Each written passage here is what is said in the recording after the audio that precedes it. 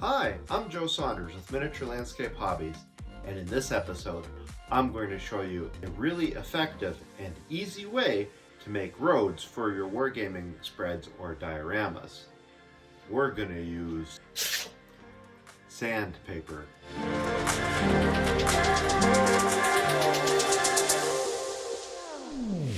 Miniature Landscape Hobbies is proudly supported by these sponsors. Roads are essential for most miniature builds, especially where wargaming is concerned. Crossroads and supply lines are basically the default objectives or focal points for most miniature games. And this is for a good reason, because it's pretty much that way in real life. But therein lies a problem. Roads are common, important, and, unfortunately, boring. They're just flat stretches of ground, after all. A couple of years ago, I covered road construction for 15mm games like Flames of War and Team Yankee. And during this, I endeavored to build visual interest with plenty of little details. I think it worked, too, especially since it involved porta potties. But while it turned out well, the job took a ton of work. And since roads are so important and common, I think most gamers would rather just build them quickly and get them on the table.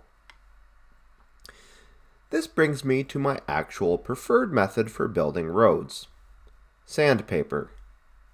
Yup, 100 grit in a roll or sheet, or both. I find this solution pretty much scale agnostic, as I use it for both 15mm and 28mm gaming. It works great for both.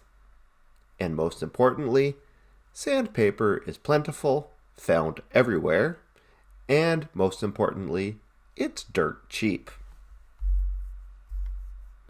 In this video, I'm going to show you my method for making roads and a town square with sandpaper. In the example, I'm basing it on a table section, but the same principle applies if you make individual cardboard or masonite bases. I'll put up a link that shows you how to make these types of bases above, if you're interested.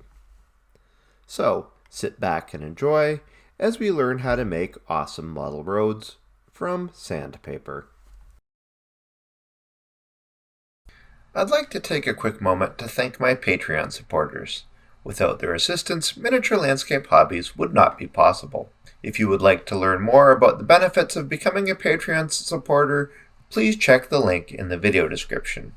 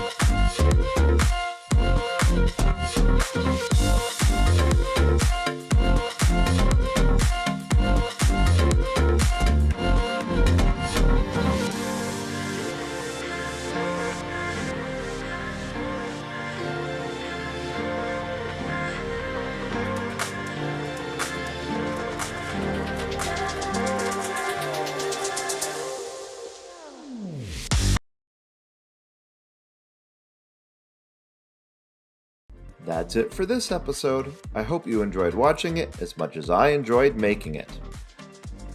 Please remember to subscribe, press the bell button so you get immediate notification on our videos, and until next time, remember to keep building life in miniature.